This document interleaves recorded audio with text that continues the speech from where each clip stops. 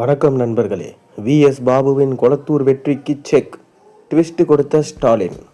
சென்னை கொளத்தூர் சட்டமன்ற தொகுதியில் தாவேகா வேட்பாளர் விஎஸ் பாபு வெற்றி பெற்றதை எதிர்த்து திமுக தலைவரும் முன்னாள் முதலமைச்சருமான மு.க. ஸ்டாலின் சென்னை உயர்நீதிமன்றத்தில் வழக்கு தொடர்ந்திருக்கிறார். சென்னை கொளத்தூர் சட்டமன்ற தொகுதியில் தாவேகா வேட்பாளர் விஎஸ் பாபு வெற்றி பெற்றதை எதிர்த்து திமுக தலைவரும் முன்னாள் முதலமைச்சருமான மு.க. ஸ்டாலின் சென்னை உயர்நீதிமன்றத்தில் வழக்கு போட்டிருக்கார். தேர்தலில் பயன்படுத்தப்பட்ட வாக்குப்பதிவு இயந்திரங்கள் மற்றும் விவிபேட் இயந்திரங்களை சரிபார்த்த போது பல்வேறு முறைகேடுகள் கண்டறியப்பட்டதா அவரது தரப்பில் குற்றம் சாட்டப்பட்டிருக்கு. நடைபெற்று முடிந்த தமிழ்நாடு சட்டமன்ற தேர்தலில் கொளத்தூர் தொகுதியில் தாவேகா சார்பில் போட்டியிட்ட விஎஸ் பாபு வெற்றி பெற்றதாக அறிவிக்கப்பட்டார்.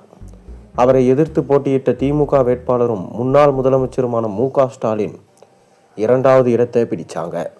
இந்நிலையில் கொளத்தூர் தொகுதியில் பயன்படுத்தப்பட்ட வாக்குப்பதிவு இயந்திரங்களை ஆய்வு செய்த தேர்தல் ஆணையத்திடம் மு.க. ஸ்டாலின் தரப்பில் அனுமதி கோரப்பட்டது. அனுமதி கிடைத்ததை தொடர்ந்து அவரது தரப்பிலான வழக்கறிஞர்கள் வாக்குப்பதிவு இயந்திரத்தை ஆய்வு செய்ததாக மனுவில் தெரிவிக்கப்பட்டது. சிந்தாதாரிப்பேட்டையில் பாதுகாப்பாக வைக்கப்பட்டிருந்த வாக்குப்பதிவு இயந்திரங்கள் ஆய்வு செய்யப்பட்டதா சொல்லப்படுது. மூத்த வழக்கறிஞர் என்.ஆர். இளங்கோ தலைமையிலான வழக்கறிஞர்கள் குழு இந்த ஆய்வில் ஈடுபட்டதா மனுவில் குறிப்பிடப்பட்டிருக்கு. கொளத்தூர் தொகுதியில் உள்ள வாக்குச்சாவடிகளில் பயன்படுத்தப்பட்ட விவிபேட் வாக்குப்பதிவு இயந்திரம் மற்றும் கண்ட்ரோல் யூனிட் ஆகியவை ஆய்வுக்கு உட்படுத்தப்பட்டதா சொல்லப்படுது.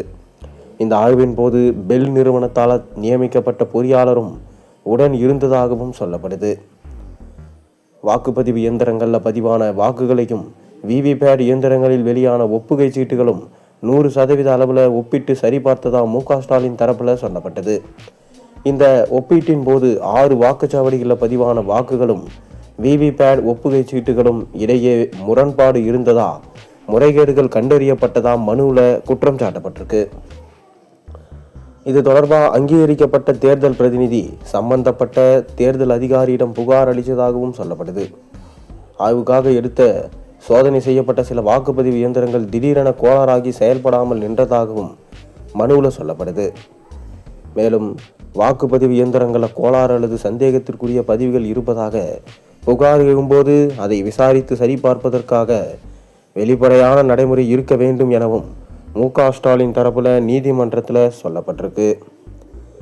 மேலும் தேர்தல் முடிவுகளை மறுபரிசீலனை செய்து தன்னை கொளத்தூர் தொகுதியின் வெற்றி பெற்ற வேட்பாளராக அறிவிக்க வேண்டும் என்று மு.க. ஸ்டாலின் தரப்புல சென்னை உயர்நீதிமன்றத்தில் கோரிக்கை வைக்கப்பட்டிருக்கு.